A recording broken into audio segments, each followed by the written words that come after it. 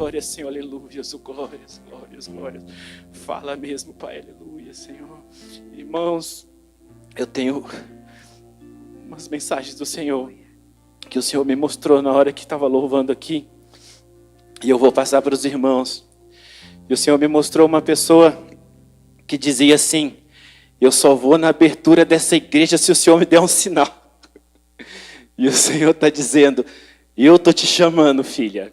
Vem que sou eu que estou te chamando, e eu vou cuidar de você. Vem, vem que é o Senhor que está te chamando. Amém? Amém, aleluia. Senhor, fala mesmo, Pai, aleluias, aleluias. Irmão, eu vi o Senhor, eu não consigo ver que carro que era não, mas eu vi um carro vermelho, assim, não sei se era não sei se era um Uno, que carro que era, mas eu vi um carro vermelho, e o Senhor mandou dizer que foi Ele que furou esse pneu, tá? Ele mandou dizer que foi Ele que furou, porque Ele não te quer nesse lugar. O Senhor manda te dizer que esse lugar não é bênção para você, que não é para você ficar com raiva não, que foi Ele que fez esse pneu furar, porque Ele não quer você lá, Ele não te quer nesse lugar. E se você precisava saber disso, Ele está te dizendo agora, Ele está te falando agora, aleluia.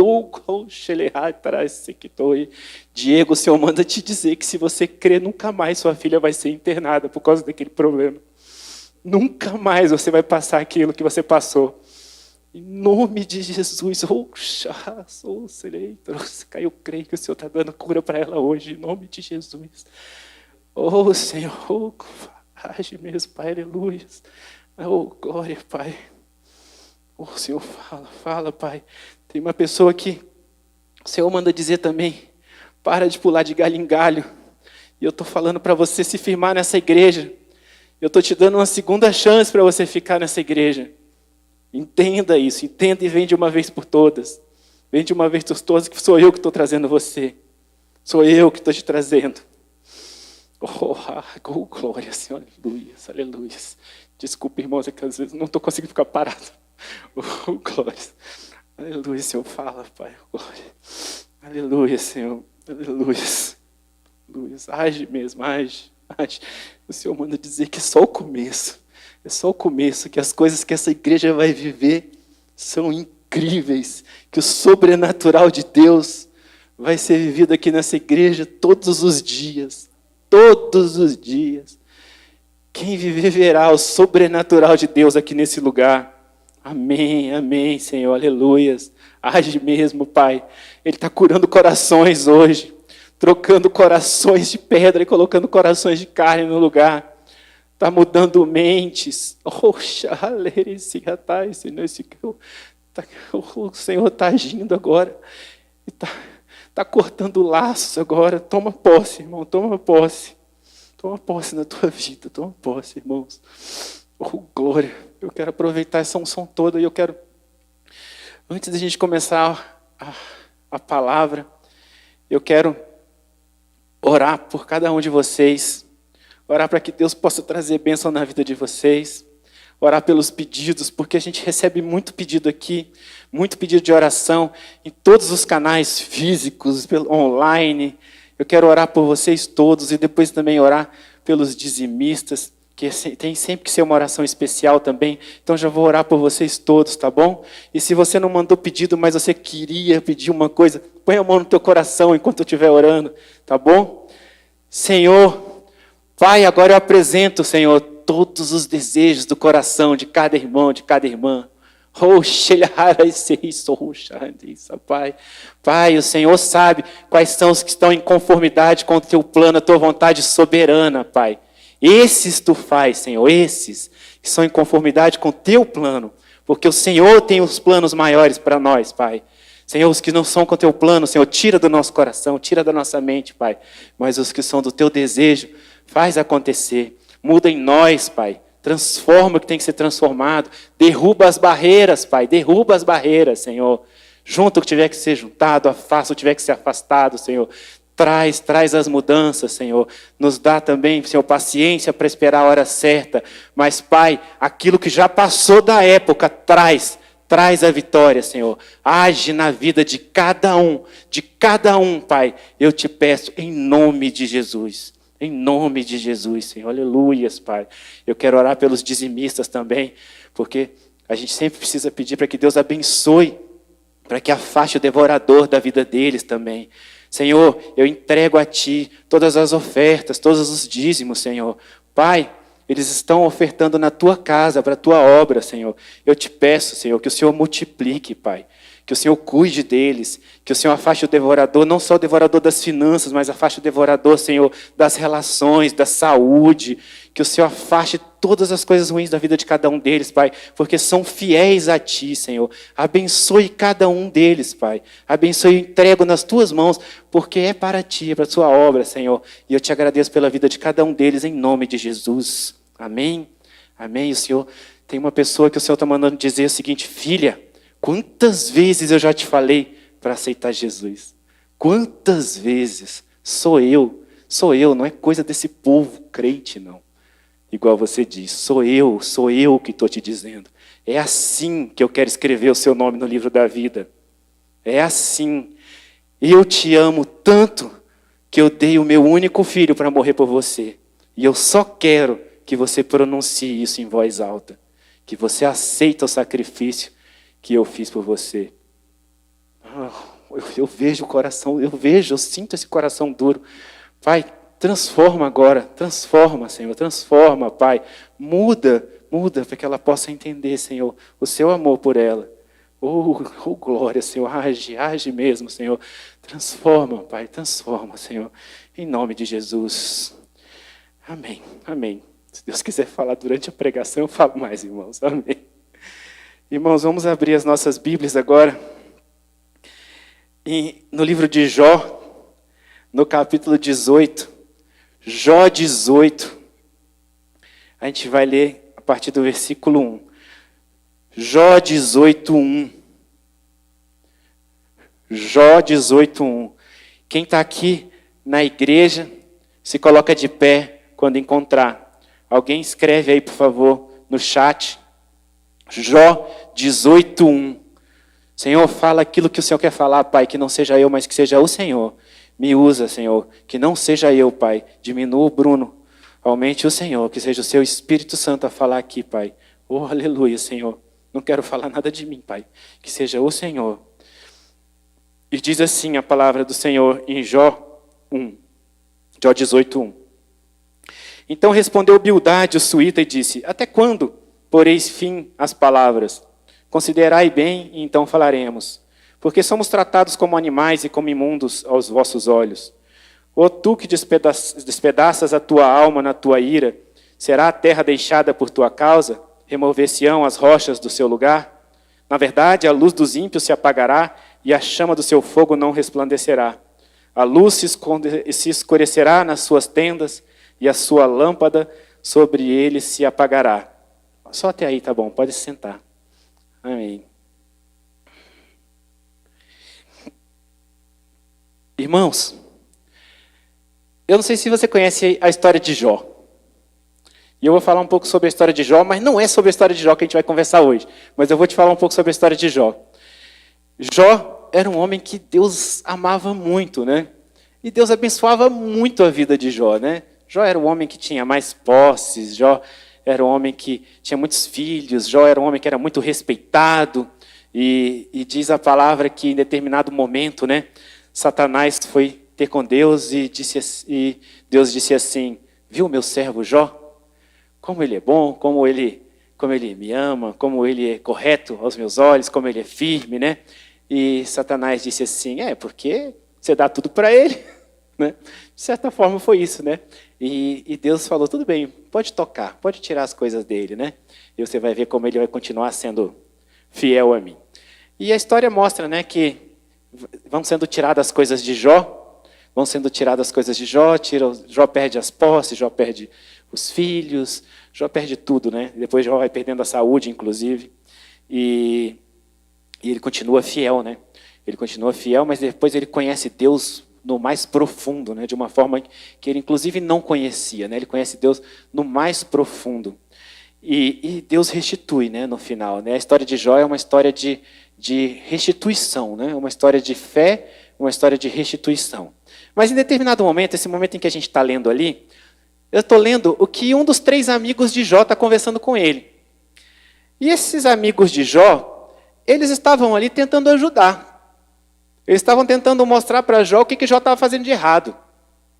Porque só podia estar acontecendo alguma coisa errada. Porque como é que podia estar acontecendo tudo aquilo na vida de Jó?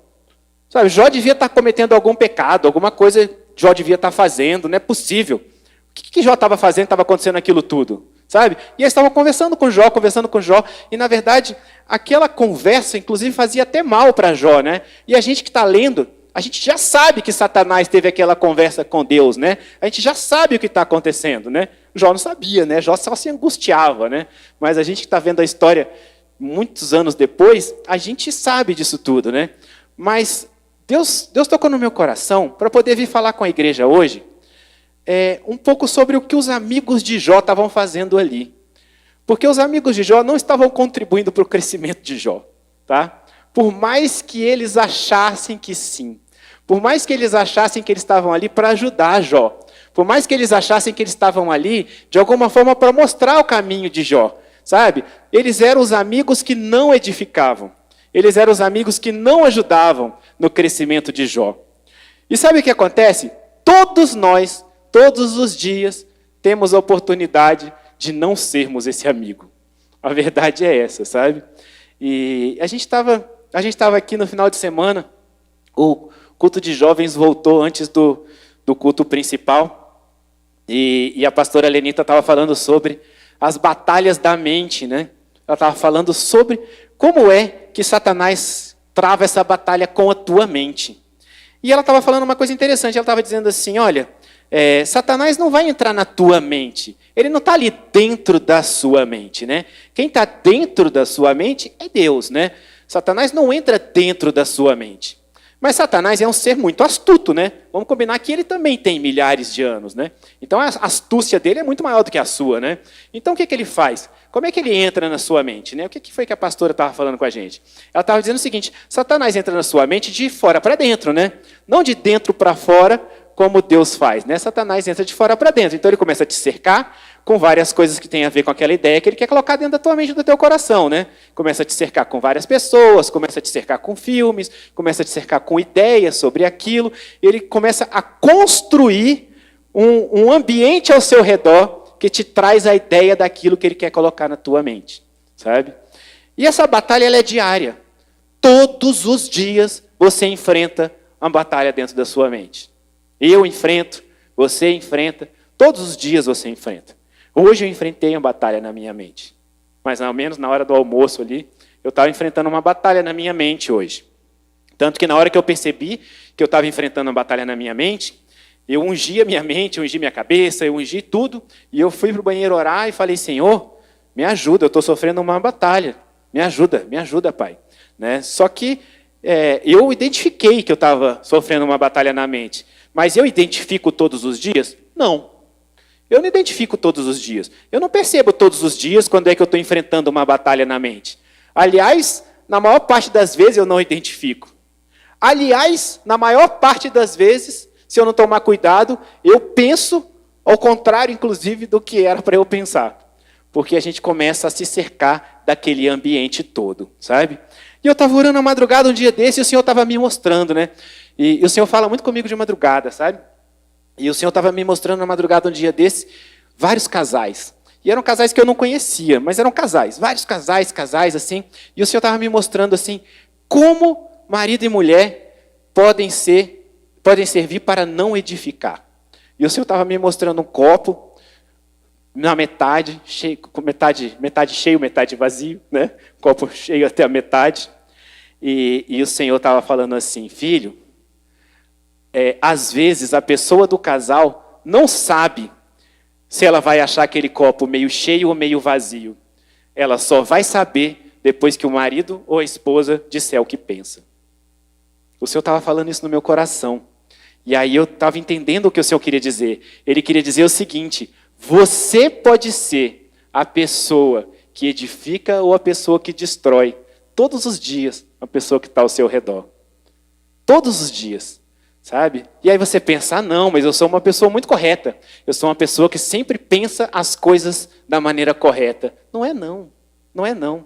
Sabe? Nós todos somos carne, nós todos somos alma, nós todos somos espírito. E a nossa carne não é pura. E às vezes você está em casa, e não precisa ser marido e mulher. Às vezes é pai e filho. Às vezes são irmãos. Às vezes você está em casa e chega o teu irmão e está com raiva de alguém. E ele chega e fala assim, fulano fez uma coisa que me deixou com muita raiva. Olha como fulano é mau caráter. Olha isso, olha aquilo outro. E começa a descascar, e começa a falar, e começa a falar, e começa a falar. E ali naquele momento você tem duas opções. Você pode falar assim, você já se colocou no lugar do fulano? Será que fulano é assim mesmo? Por que será que fulano fez isso? Será que esse é o pensamento certo? Será que é verdade isso? Não sei, né? Será que é isso mesmo? Ou você pode falar, nossa, mas fulano é muito babaca, né? Você pode fazer as duas coisas. E na maior parte das vezes, a gente faz a segunda coisa.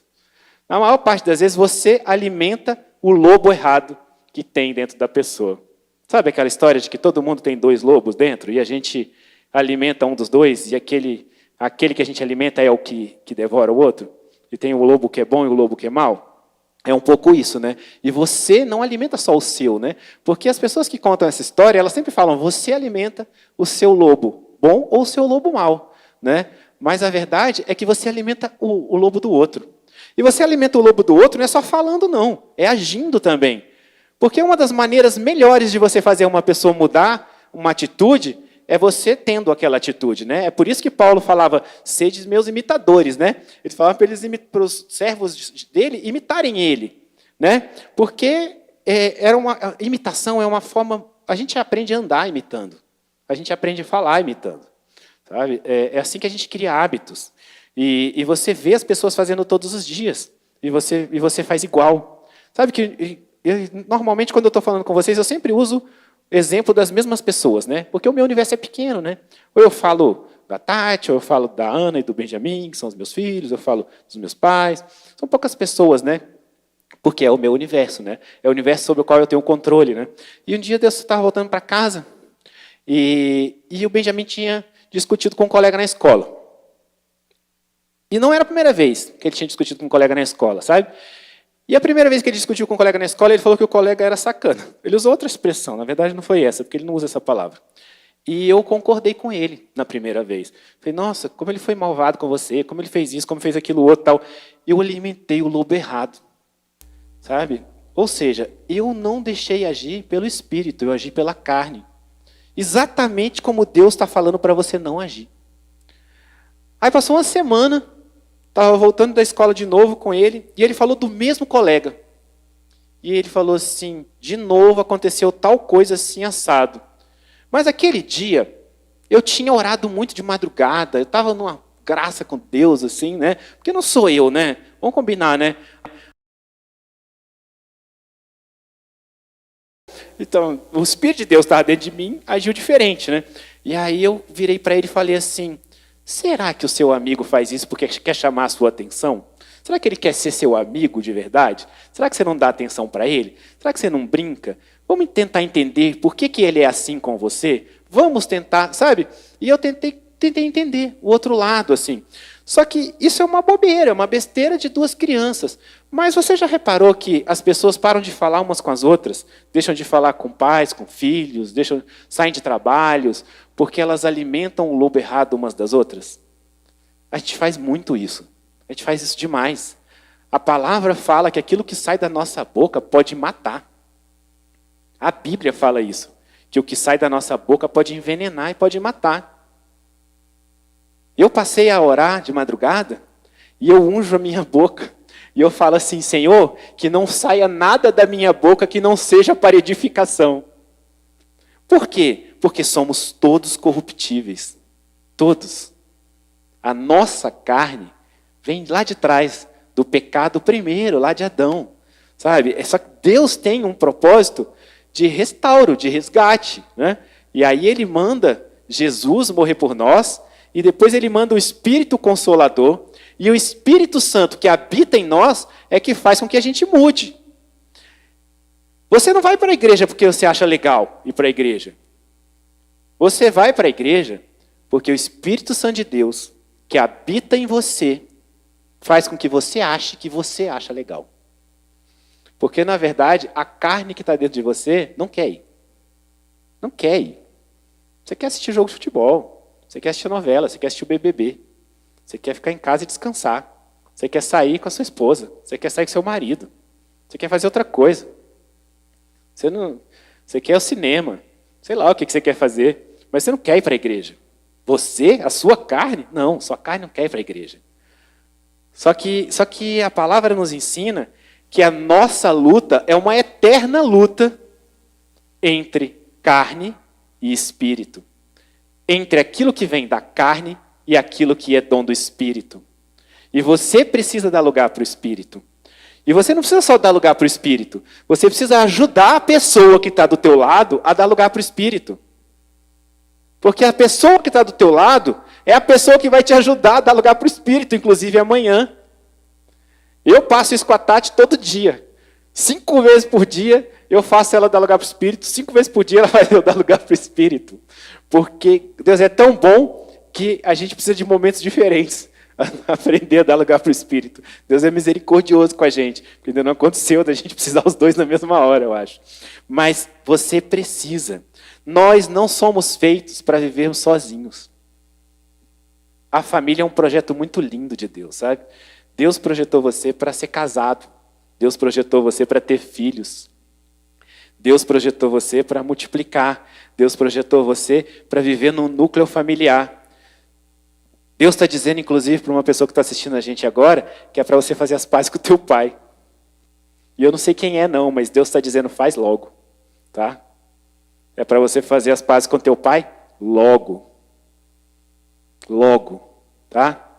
Mas a família é um projeto de Deus. A família é um projeto de Deus lindo. Nenhum de nós foi feito para viver sozinho. Nós somos seres de relacionamento.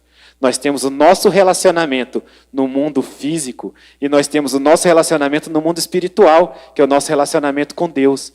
E Deus é um ser de relacionamento. Deus criou cada um de nós para poder relacionar com a gente. Deus veio relacionar com cada um de nós. E a gente precisa fazer com que esses relacionamentos se frutifiquem. A gente precisa fazer com que esses relacionamentos sejam regados.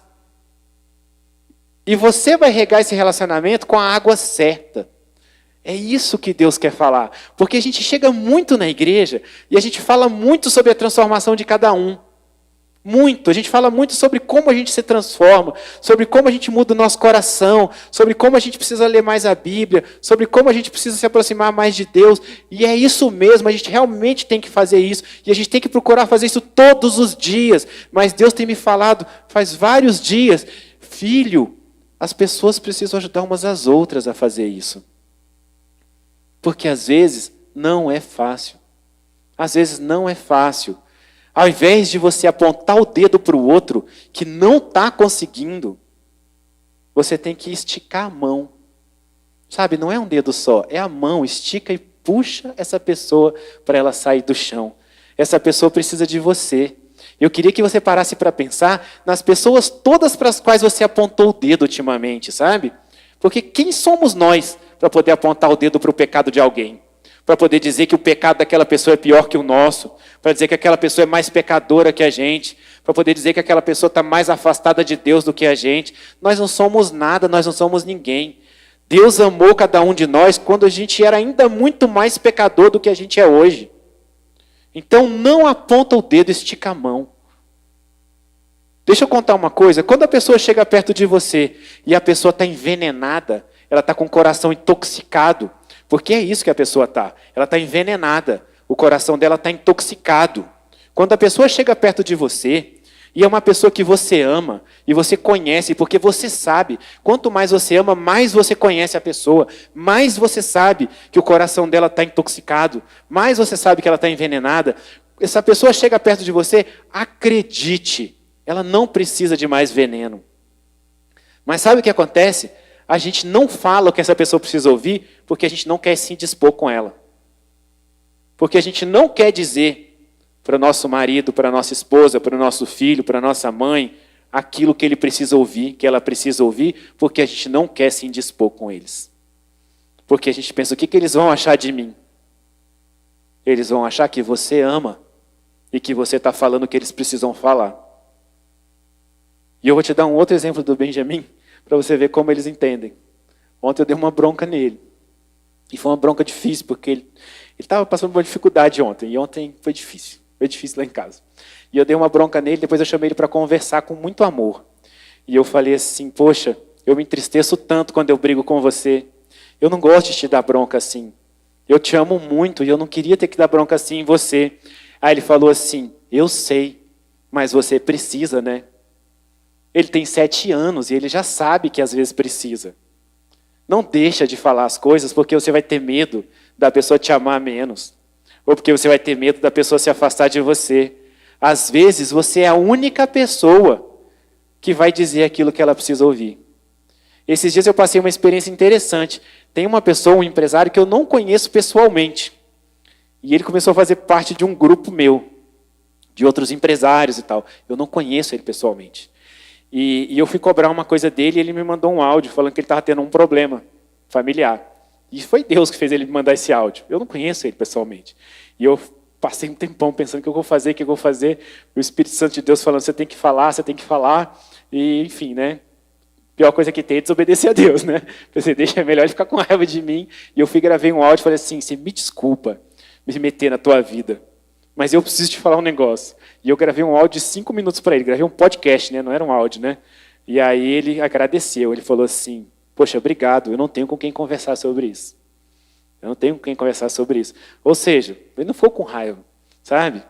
Para de alimentar o lobo errado. Para de intoxicar as pessoas que estão do teu lado. E eu vou te falar, às vezes, acontece pior. Essa pessoa do seu lado nem está intoxicada. Ela chega neutra e você intoxica ela.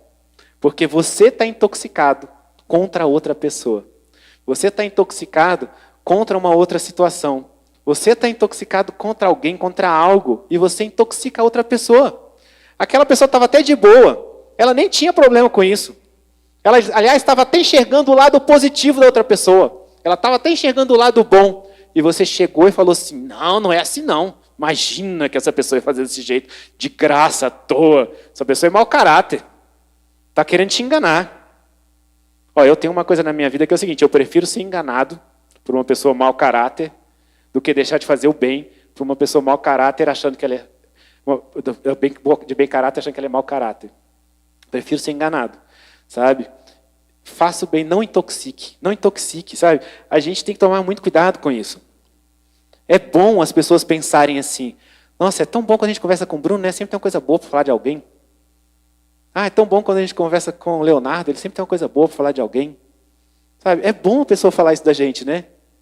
Eu gostaria que as pessoas falassem isso de mim. Sabe? É bom isso. É bom nós sermos essa pessoa que sempre tem alguma coisa boa para falar do outro. Sabe? E você chega e vai falar mal de alguém, e você vai falar uma coisa que te deixou chateado, e aquela pessoa fala assim, poxa, mas não pensa isso não, essa pessoa passou tanta dificuldade. Olha só, olha onde ela está hoje. Né? Já melhorou tanto, já foi tão difícil, antigamente era tão mais difícil conversar com ela. Hoje ela já consegue perceber isso, e já está avançando tanto, sabe?